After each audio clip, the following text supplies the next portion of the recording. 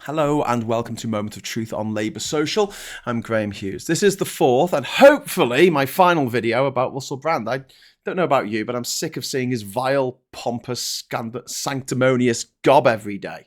Now, I talked yesterday about Brand's cult, the ordinary people currently leaping to his defence on social media, along with Andrew Tate, the guy who's currently awaiting trial for sex crimes, billionaire vaporware salesman Elon Musk, ridiculous-sounding so-called academic Jordan Peterson, Dan Wootton, who is also under investigation after allegations of sexual misconduct, Lawrence Fox, a man who spends Father's Day on his own, burning pride flags, and Alex Jones, who was found guilty of lying for super chats about the violent deaths of 20 children in the Sandy Hook massacre of December 2012.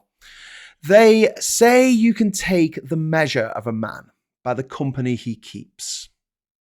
Today, I want to focus on what these people are saying to defend their newfound favourite conspiracy nut and sex pest, to take this opportunity to refute their gaslighting bullshit.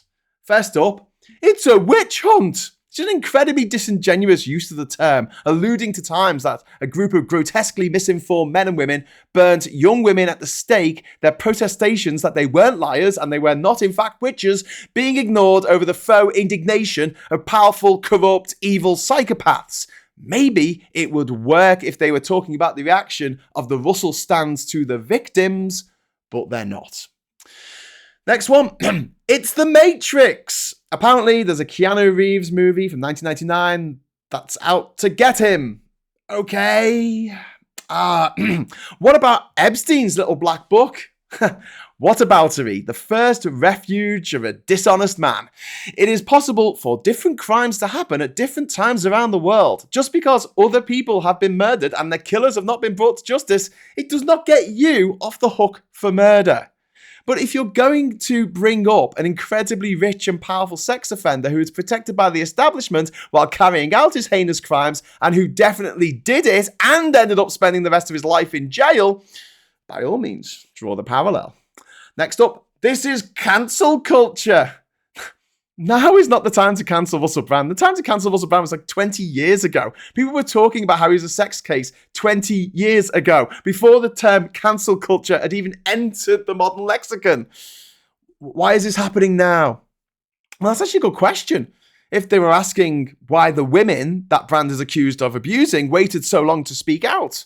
I'll talk about our problematic justice system in a moment, but before that, I'll simply highlight the case of Sylvia Berkey, who accused Russell Brand of physical assault in 2014, only to have the judge side with Brand, calling her claims inconsistent and accusing the woman of harassing Brand and his then partner.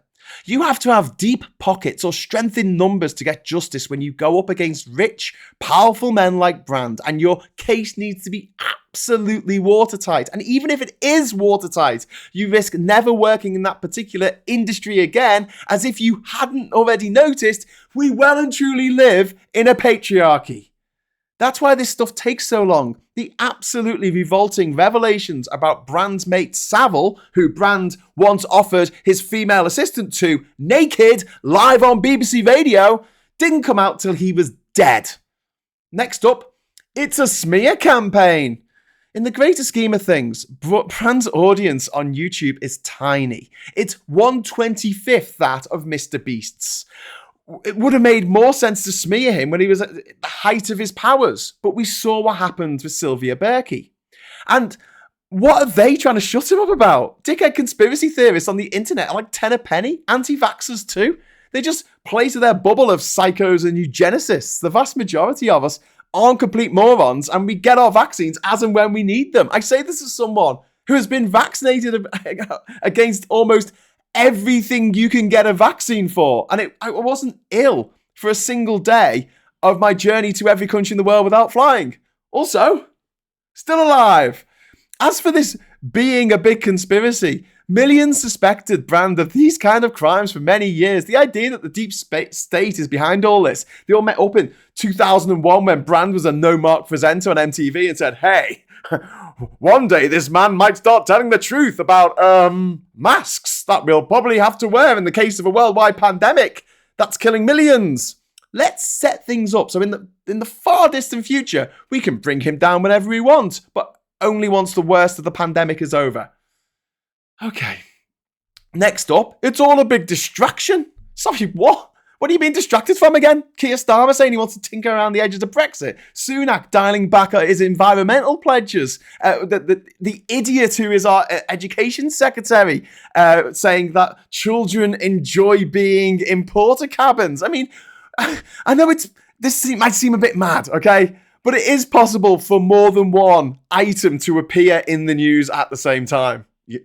Just saying. Why didn't they go to the police? Next question.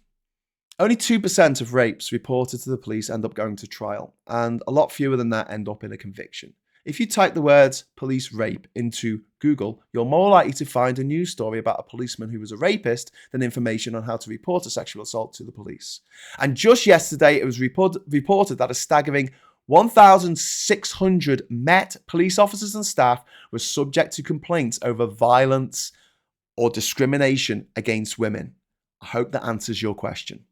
Next up, this is trial by media. Aside from the fact that the women in this situation were understandably hesitant to go to the police, investigative journalism has an important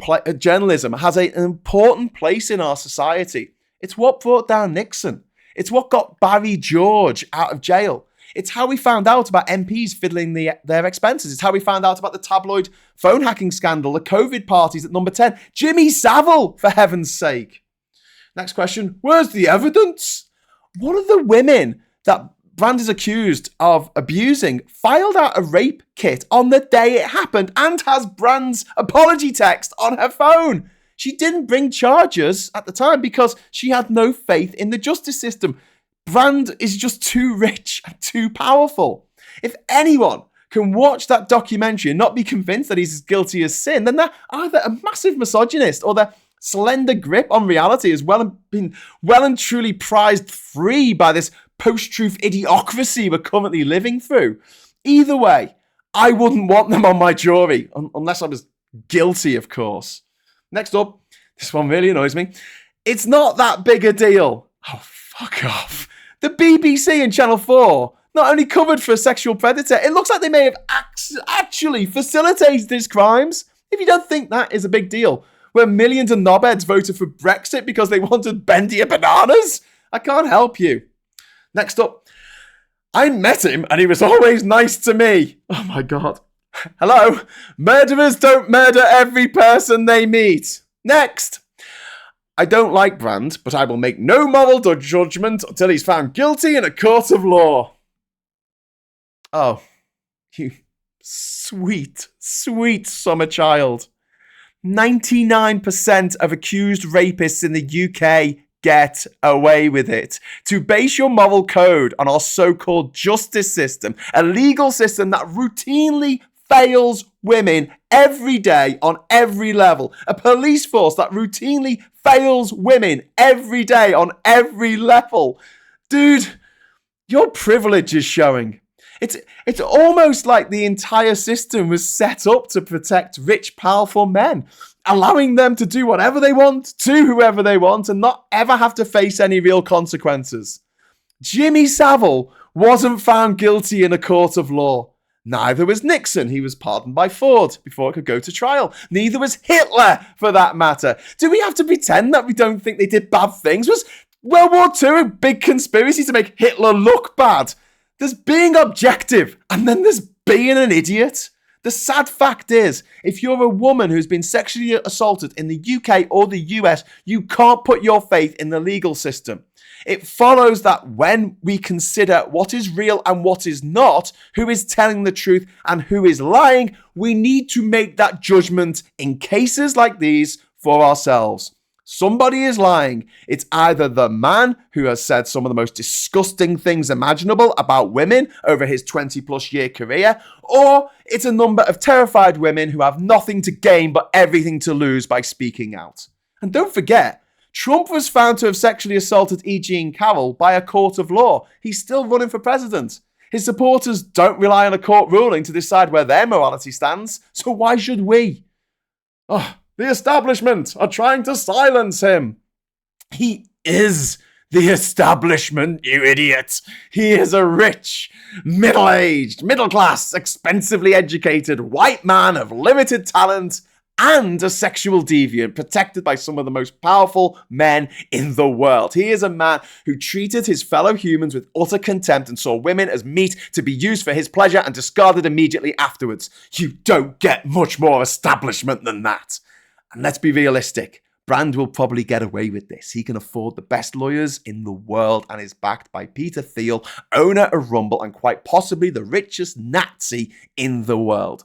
Brand's deranged cult will continue to throw money at him until the day he dies.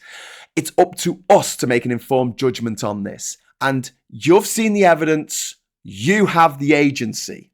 And don't forget, the people who are all these people loudly defending Brand, giving him the benefit of the doubt he in no way deserves, saying it's a witch hunt, saying he did nothing wrong. Your friends, your colleagues, and your family can see you doing that, and now you've let them know where you stand on this matter. I'm pretty sure there's a good number of them that is never going to allow their children anywhere near you ever again. But that was your choice. You chose poorly. I'll leave you with the narcissist's prayer. That didn't happen. And if it did, it wasn't that bad. And if it was, that's not a big deal. And if it is, that's not my fault. And if it was, I didn't mean it. And if I did, you deserved it.